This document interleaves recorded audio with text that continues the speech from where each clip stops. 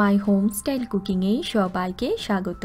আমি আজকে আপনাদেরকে বেঁচে যাওয়া মাংসর ঝোল ফেলে না দিয়ে সেই মাংসর ঝোলটা আবার ব্যবহার করে দারুণ একটা রেসিপি তৈরি করে দেখাবো, যেটার টেস্টটা অসাধারণ হয়। আপনারা ট্রাই না করলে বুঝতে পারবেন না, যেটা সত্যি খুবই ভালো হয়। আর এটা কিন্তু রুটি, পরোটা, লুচির সাথে খেতে পুরো জমে যাবে। এটা আপনারা খুব অল্প সময়ের মধ্যে বানিয়েও নিতে পারবেন।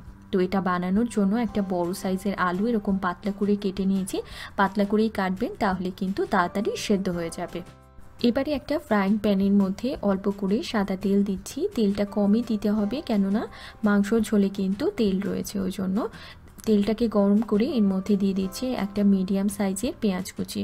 পেঁয়াজটাকে দিয়ে জাস্ট একটুখানি নাড়িয়ে এর মধ্যে আলুগুলোকে দিয়ে দেব। মানে পেঁয়াজগুলোকে আলাদা করে আর ভাজছি না, আলুগুলোর সাথে একসাথেই ভাজা হবে। এবারে এর মধ্যে খুবই অল্প করে নুন দেব।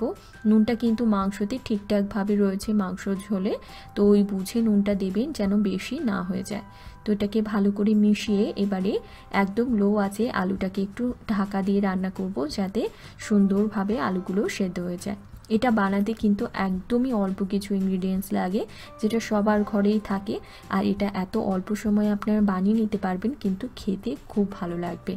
এটা আপনারা একবার ট্রাই করলে না, আপনারা কখনোই মাংসের ঝোল আর ফেলতে পারবেন না। খুব ভালো হয় এটা খেতে। তো দেখুন আলুগুলো সুন্দরভাবে ভাজা হয়ে গেছে।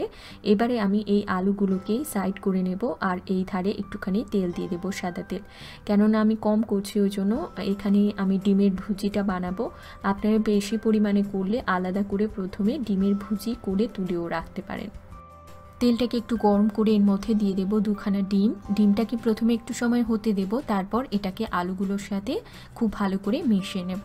আপনারা কিন্তু মাংসর ঝোল ইউজ করে খালি এই রেসিপিটা নয়, এরকম অনেক রেসিপি তৈরি করতে পারবেন। আর যেগুলো টেস্ট নর্মালি আমরা বানালে যেরকম হয়, মাংসর ঝোলটা ইউজ করে করলে তার থেকে দ্বিগুণ হবে। যেরকম আমি বলছি, আমরা মাংসর ঘুগনি বানালে যেরকম টেস্ট হয়, যেরকমভাবে বানাই, তার সাথে যদি একটুখানি মাংসর ঝোলও অ্যাড করে দেন, তাহলে কিন্তু ওর টেস্টটা আরও অনেক বাড়বে। আমি তো অনেক সময় এরকম করি, মাংসর ঝোল রাতে রয়ে গেল, তো তখন আমি ঘুগনি মটর ভিজিয়ে দিই। তো সকালে লুচির সাথে বা পরোটার সাথে খেতে খুব ভালো লাগে ওই মাংসর ঘুগনি দিয়ে। দেখুন এর মধ্যে আমি মোটামুটি 1 কাপ মতো ঝোল দিয়ে দিচ্ছি। আপনার যেরকম কতটা পরিমাণ করছেন ওই বুঝে ঝোলটা দেবেন, তাহলেই হবে। তো এটাকে খুব ভালো করে মিশিয়ে নেব।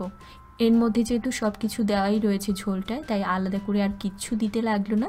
আপনারা দেখতেই পারলেন যে এটা কতটা কম সময়ে আর কতটা কম ইনগ্রিডিয়েন্টস দিয়ে বানানো গেল।